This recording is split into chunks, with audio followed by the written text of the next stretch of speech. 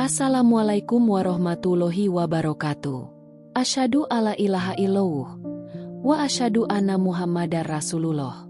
Pernahkah kalian membayangkan seseorang hidup di tong sampah, tapi menyimpan takdir yang bikin merinding? Malam ini, kita akan membuka kisah pemulung yang masa lalunya perlahan terungkap dan mengubah segalanya. Tulis di kolom komentar, kamu nonton dari kota mana? Jangan lupa subscribe channel Pemulung Hidup, agar tak ketinggalan kisah menyentuh lainnya. Semoga Allah membalas kebaikan kalian yang sudah subscribe dengan kesehatan, rezeki lancar, dan umur penuh berkah. Amin. Pagi selalu datang lebih dulu daripada harapan bagi Raka. Saat matahari belum sepenuhnya naik, bau sampah sudah lebih dulu menusuk hidungnya. Di balik pasar tradisional yang mulai ramai, ia terbangun dari tidur yang terpotong oleh dingin dan suara tikus. Tong sampah besar berwarna hitam menjadi dinding, atap, sekaligus saksi hidupnya selama bertahun-tahun. Raka bangkit perlahan. Tubuhnya pegal. Tangannya kotor oleh sisa malam. Ia mengambil jaket lusuh yang digantung di sisi gerobak tua. Gerobak itu bukan sekadar alat mencari nafkah, tapi satu-satunya harta yang masih ia jaga. Roda berderit saat didorong. Suara itu seperti keluhan yang tak pernah benar-benar ia ucapkan. Orang-orang mulai berdatangan ke pasar. Beberapa menutup hidung saat Raka lewat. Sebagian pura-pura tak melihat. Tidak ada yang benar-benar mengenalnya. Tidak ada yang ingin tahu siapa ia sebelum hidupnya runtuh dan berakhir di antara sisa-sisa buangan manusia. Raka memulung tanpa suara. Botol plastik, kardus basah, logam berkarat. Semua dimasukkan dengan teliti. Ia bekerja cepat, seolah waktu adalah musuh yang harus dikalahkan sebelum matahari terlalu tinggi. Namun di balik gerakan tangannya yang cekatan, pikirannya jauh melayang ke masa lalu yang selalu ia hindari. Ada satu alasan mengapa Raka memilih hidup seperti ini. Bukan karena ia tidak mampu berbuat lebih. Bukan karena tak ada jalan keluar. Tapi karena ia merasa pantas berada di tempat paling rendah. Sebuah kesalahan besar di masa lalu terus menghantuinya, menekan dadanya setiap kali ia mencoba berharap. Menjelang siang, hujan turun tiba-tiba. Pasar menjadi gaduh. Raka berteduh di dekat tumpukan sampah yang baru dibuang. Di sanalah ia melihat sesuatu yang berbeda. Sebuah tas tua tergeletak di antara sisa sayuran busuk dan plastik hitam. Tas itu tampak berat, tertutup rapat, dan tidak rusak seperti barang lain di sekitarnya. Raka ragu. Tangannya berhenti. Dadanya berdebar pelan. Ada perasaan aneh yang sulit ia jelaskan. Seolah hidupnya sedang menarik napas panjang sebelum berubah arah. Ia menatap tas itu cukup lama, sementara hujan semakin deras membasahi wajah dan bajunya. Dengan gerakan pelan, Raka meraih tas tersebut. Saat resletingnya tersentuh, ingatan lama menghantam pikirannya tanpa ampun. Ingatan yang selama ini ia kubur bersama harga diri dan namanya sendiri. Di tengah hujan, di antara bau sampah dan lumpur, Raka belum tahu bahwa apa yang akan ia buka bukan hanya sebuah tas, tetapi pintu menuju takdir yang selama ini mencoba ia hindari. Hujan masih turun ketika Raka menarik resleting tas itu perlahan. Tangannya gemetar. Bukan karena dingin, tetapi karena rasa takut yang tiba-tiba muncul tanpa alasan yang jelas. Di dalam tas, ia tidak menemukan makanan atau pakaian seperti yang ia bayangkan. Yang pertama terlihat adalah map coklat yang sudah kusam, dibungkus plastik agar tidak basah. Raka menelan ludah. Ia membuka map itu dengan hati-hati. Di dalamnya terdapat beberapa lembar kertas resmi, kartu identitas lama, dan sebuah foto yang membuat napasnya terhenti. Foto itu menampilkan seorang pria dengan wajah bersih, rambut rapi, dan tatapan penuh percaya diri. Pria itu adalah dirinya sendiri. Raka yang dulu. Raka yang pernah punya nama, alamat, dan kehidupan. Hujan terasa semakin berat. Suara pasar memudar dari pendengarannya. Ia terduduk di tanah basah, menatap foto itu tanpa berkedip. Ingatannya terbuka paksa. Tentang rumah kecil yang dulu ia tinggali. Tentang pekerjaan tetap. Tentang seseorang yang pernah ia janjikan keselamatan. Namun justru berakhir dalam tragedi. Raka menutup map itu dengan cepat. Dadanya sesak. Selama ini ia yakin semua bukti tentang masa lalunya telah hilang. Ia sengaja membuangnya, menjauh, dan memilih hidup tanpa identitas. Tapi kini, semua itu kembali muncul di tempat paling tak terduga. Ia memasukkan tas ke dalam gerobak dan mendorongnya menjauh dari pasar. Langkahnya cepat, nafasnya tidak teratur. Ada rasa panik yang sulit ia kendalikan. Ia tahu, jika ada orang lain yang menemukan isi tas itu, hidupnya yang sunyi akan berubah menjadi sorotan. Sore itu, Raka bersembunyi di tempat biasa ia bermalam. Di balik tumpukan kayu dan seng bekas, ia kembali membuka tas tersebut. Di bagian bawah, ia menemukan sebuah buku kecil dengan sampul hitam. Buku itu penuh catatan tangan. Setiap halaman berisi angka, nama, dan lokasi yang sangat ia kenal. Tangannya berhenti di satu halaman. Tertulis sebuah alamat. Alamat yang seharusnya tidak pernah ia lihat lagi. Tempat di mana semuanya berawal.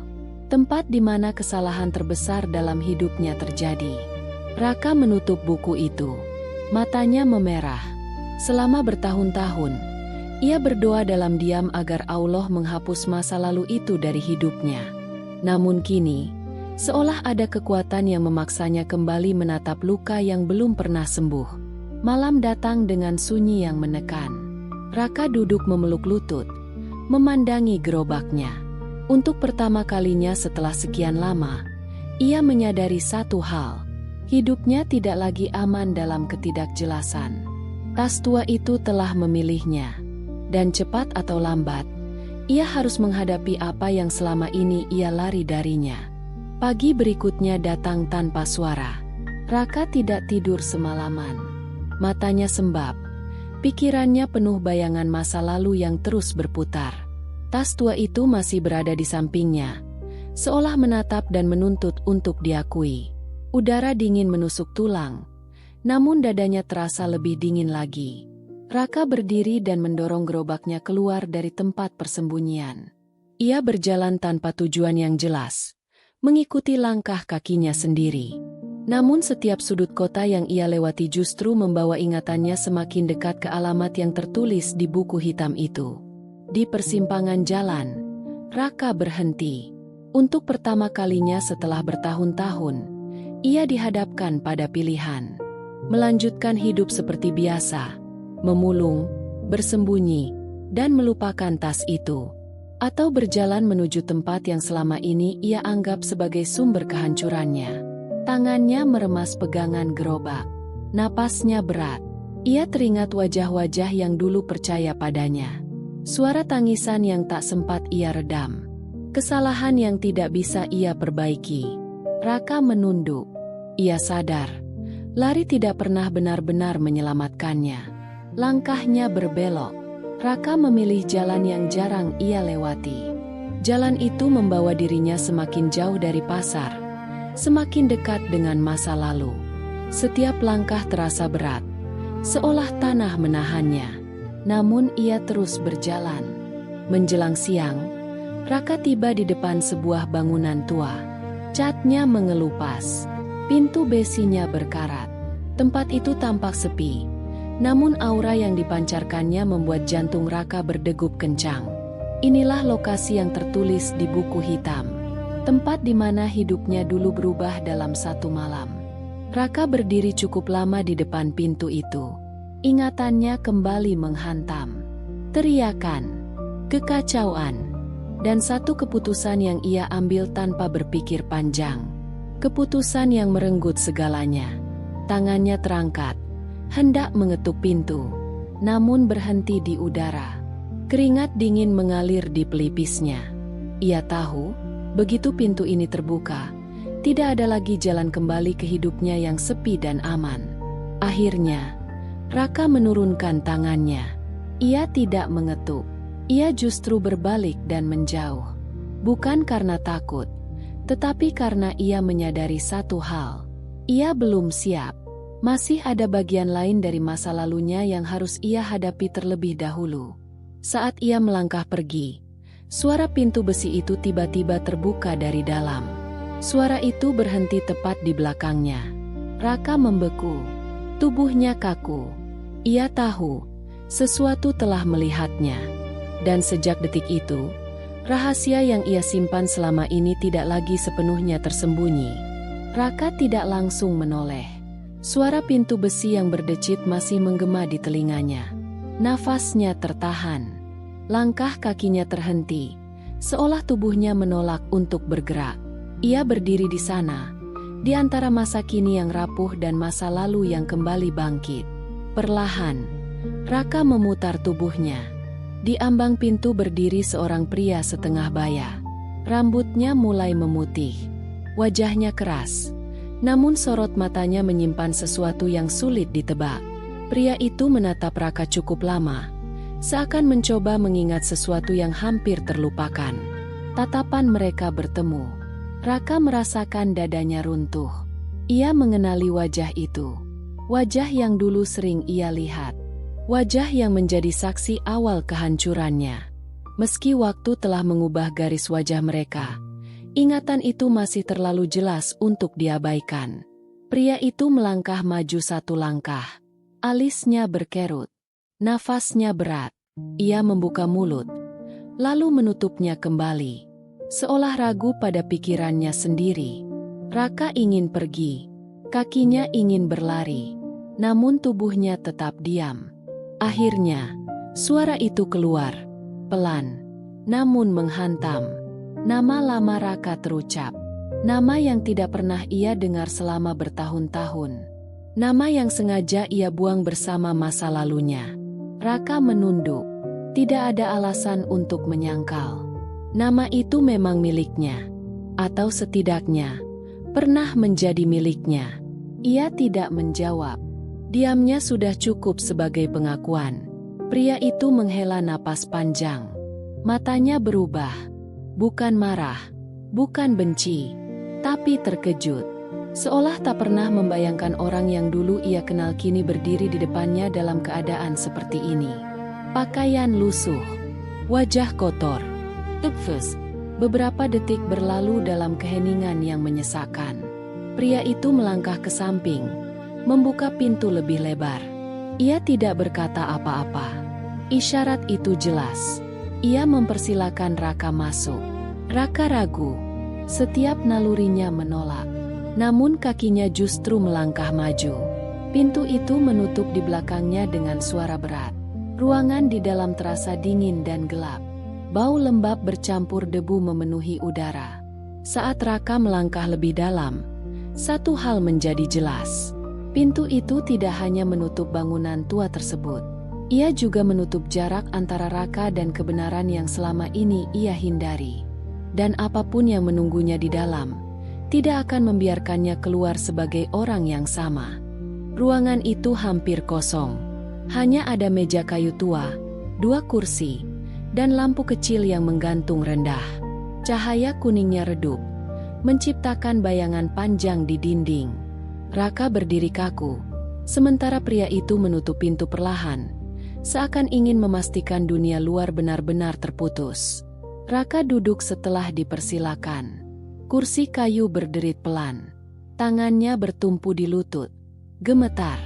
Matanya tidak berani menatap lurus. Ia merasa seperti kembali ke hari ketika segalanya diputuskan oleh satu kesalahan. Pria itu duduk di seberangnya. Tatapannya tajam, namun tidak lagi menghakimi. Ia mengambil napas dalam sebelum berbicara. Suaranya tenang, tetapi setiap kata terasa berat. Ia menyebut malam itu. Malam ketika sebuah kepercayaan dikhianati. Malam ketika satu nyawa hampir melayang. Raka menutup mata. Setiap kata membuka kembali ingatan yang ia paksa terkubur. Ia mengingat bagaimana ia diberi tanggung jawab besar. Ia mengingat keputusannya yang ceroboh. Dan bagaimana akibatnya merusak banyak hal, termasuk dirinya sendiri. Ia akhirnya bicara. Suaranya serak, Ia mengaku tidak berniat jahat. Ia hanya ingin cepat selesai. Ia ingin pulang. Namun satu kelalaian kecil berubah menjadi bencana besar. Setelah malam itu, hidupnya hancur. Ia kehilangan pekerjaan, nama baik, dan keberanian untuk menatap siapapun. Pria itu mendengarkan tanpa menyela. Ketika Raka selesai, ruangan kembali sunyi. Lampu bergoyang pelan. Bayangan di dinding seakan bergerak mengikuti beban cerita. Akhirnya, pria itu berdiri. Ia berjalan menuju rak kecil di sudut ruangan. Dari sana, ia mengambil sebuah berkas tebal. Berkas itu diletakkan di atas meja, tepat di hadapan Raka. Di bagian depan, tertulis laporan lama yang tidak pernah benar-benar ditutup. Pria itu berkata pelan. Selama ini, ia mengira Raka telah menghilang selamanya. Namun ternyata, hidup telah menghukumnya dengan caranya sendiri. Dan kini, muncul satu fakta baru yang membuat semuanya belum selesai. Raka menatap berkas itu. Jantungnya berdegup kencang. Ia sadar, pertemuan ini bukan kebetulan. Tas tua itu, buku hitam itu, semua mengarah ke satu titik yang sama. Dan kini, titik itu ada tepat di depan matanya. Berkas itu menunggu untuk dibuka. Bersamaan dengan kebenaran yang bisa mengubah hidupnya sekali lagi. Raka membuka berkas itu dengan tangan gemetar. Kertas-kertas di dalamnya sudah menguning. Namun setiap baris tulisan masih jelas. Ia membaca perlahan. Tanggal, lokasi.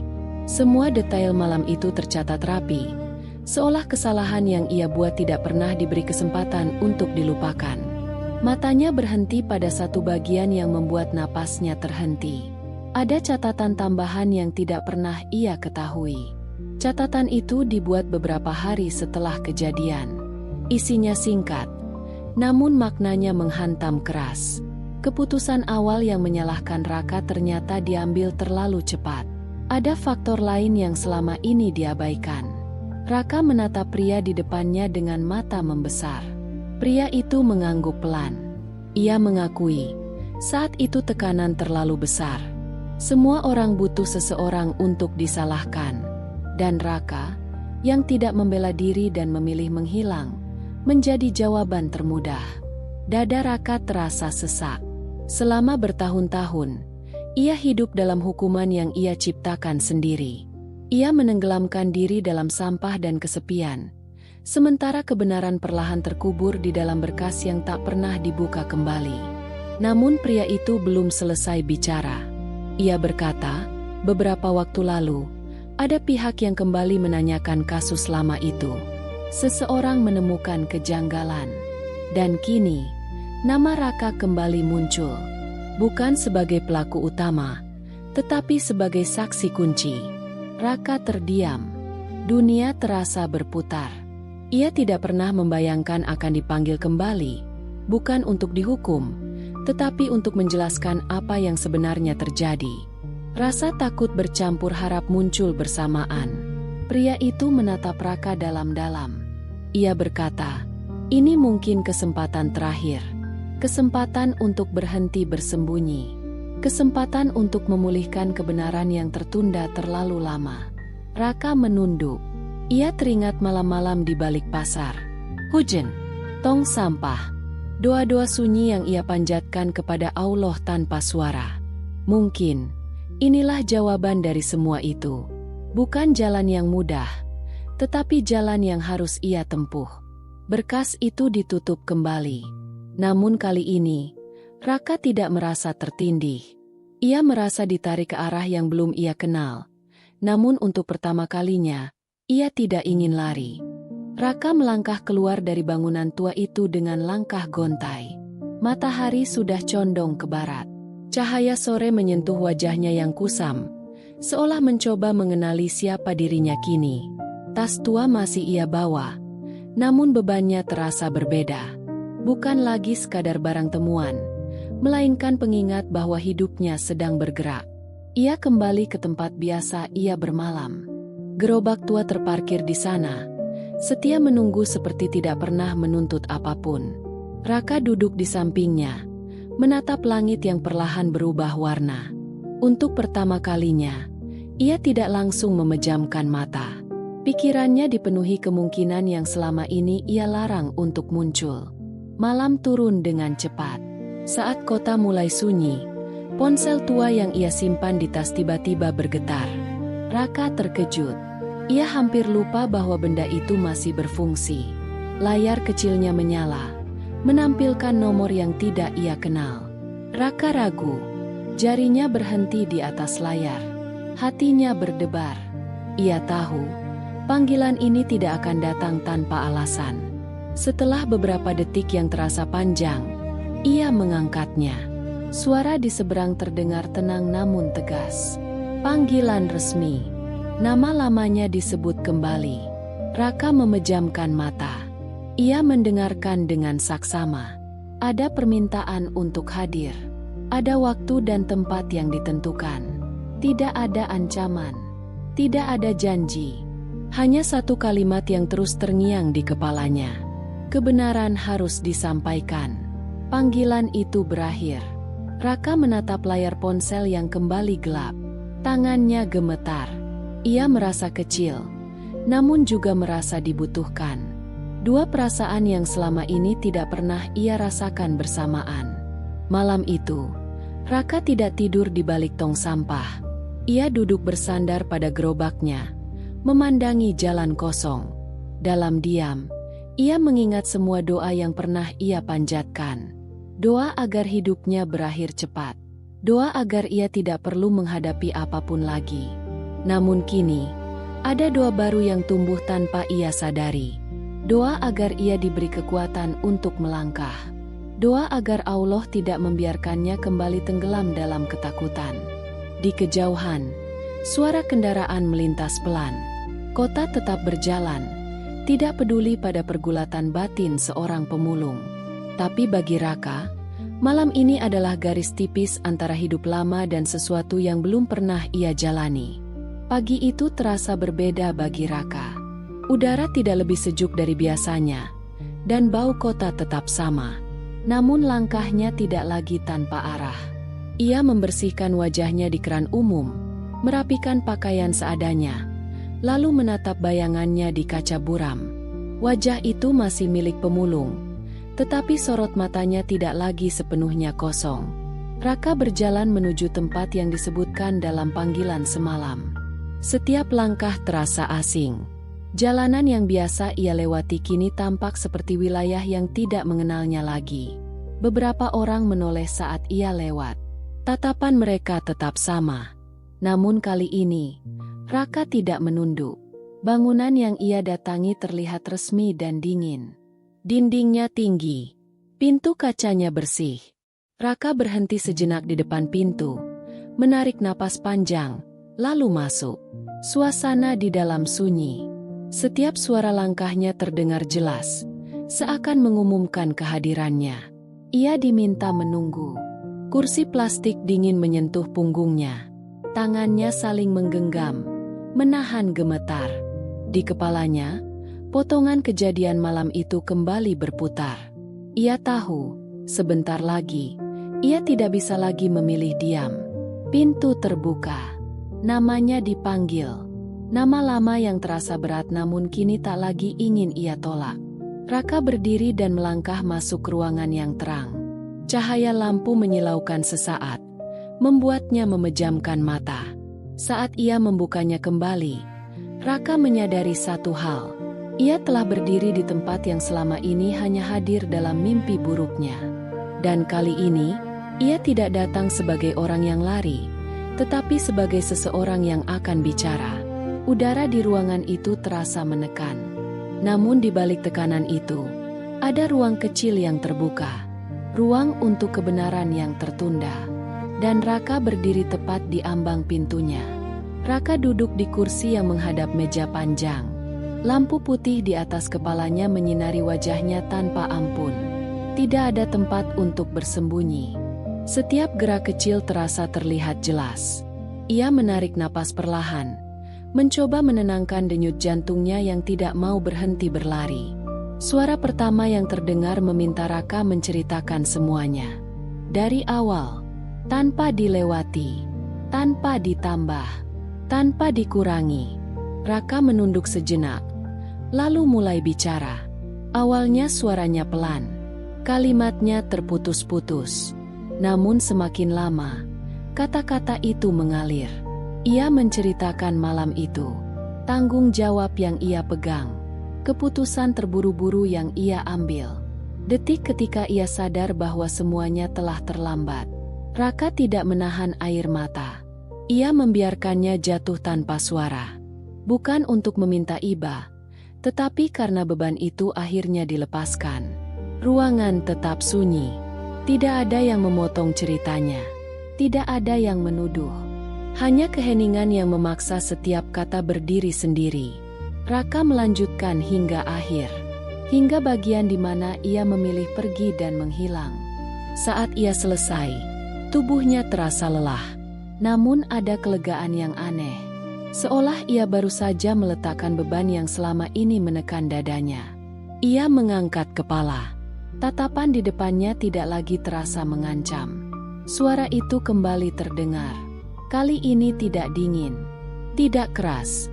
Ada pengakuan bahwa banyak hal terlewat. Ada kesalahan dalam penanganan. Dan ada kebenaran yang terlalu lama ditunda. Raka mendengarkan dengan seksama. Setiap kalimat terasa seperti lapisan yang dilepas dari hidupnya. Ia belum tahu bagaimana akhirnya nanti. Namun satu hal jelas, ia tidak lagi sendirian membawa cerita ini. Ketika sesi itu berakhir, Raka berdiri dengan langkah pelan. Pintu terbuka, cahaya dari luar menyambutnya. Dan untuk pertama kalinya setelah sekian lama, Raka melangkah keluar tanpa menundukkan kepala. Malam kembali datang. Namun kali ini Raka tidak lagi berada di balik pasar. Ia duduk sendirian di sebuah ruang sempit yang disediakan sementara. Dindingnya polos, lampunya redup. Tidak ada suara kecuali detak jam yang terasa terlalu keras. Pikirannya kembali ke awal semua ini. Hidup di tong sampah, gerobak tua, hujan yang selalu datang tanpa permisi. Ia menyadari, semua itu bukan hanya hukuman, tetapi pelarian. Selama ini ia bersembunyi dari dunia. Padahal yang sebenarnya ia hindari adalah dirinya sendiri. Di malam itu, Raka tidak memejamkan mata. Ia menunggu, bukan dengan cemas, tetapi dengan pasrah yang aneh. Ia menyerahkan segalanya pada Allah.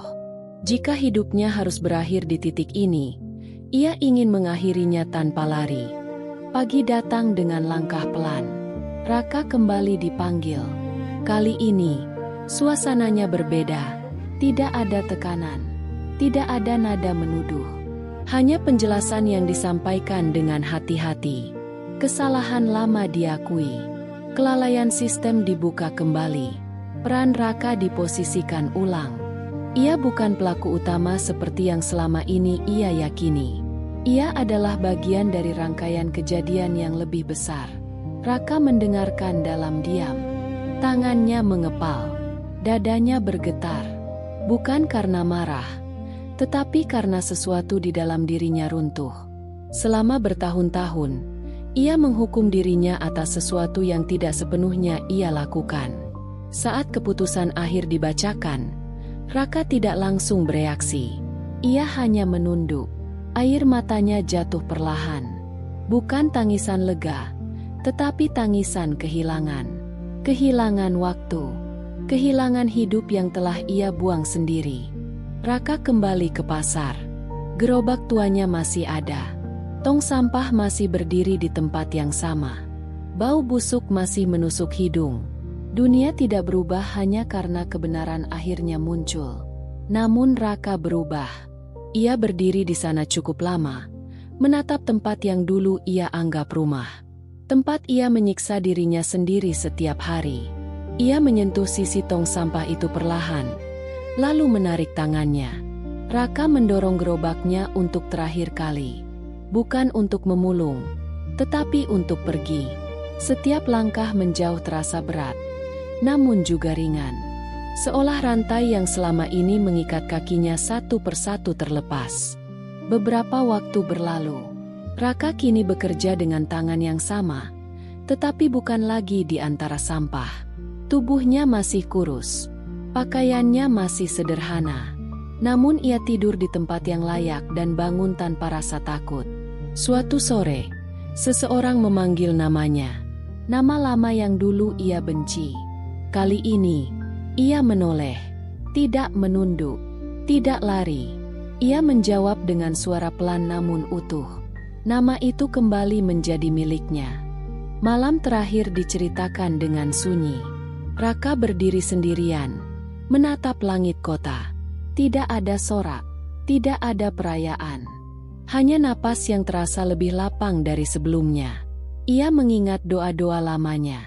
Doa yang lahir dari putus asa. Kini, tanpa ia sadari, hidup telah menjawabnya dengan cara yang menyakitkan namun jujur. Raka melangkah pergi, membawa masa lalu bukan sebagai beban, tetapi sebagai pengingat. Bahwa manusia bisa jatuh sedalam apapun, bahkan hidup di tong sampah, namun takdir tetap bisa berbelok dengan cara yang tak pernah terbayangkan. Dan di tengah hiruk-pikuk kota, seorang pemulung yang pernah dianggap hilang, akhirnya berjalan kembali sebagai manusia seutuhnya. Hikmah dari kisah ini adalah bahwa hidup tidak selalu menempatkan manusia sesuai dengan nilai dirinya. Ada orang yang jatuh sangat rendah bukan karena ia hina, tetapi karena ia memikul beban yang terlalu berat sendirian. Kesalahan, penyesalan, dan rasa bersalah bisa mengubur seseorang lebih dalam daripada kemiskinan.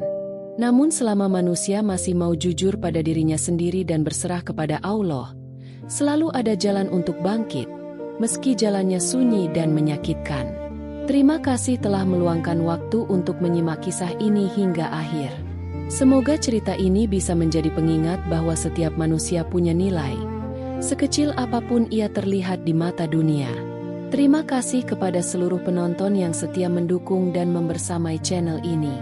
Semoga Allah membalas kebaikan kalian dengan kesehatan, rezeki yang lapang, dan ketenangan hidup.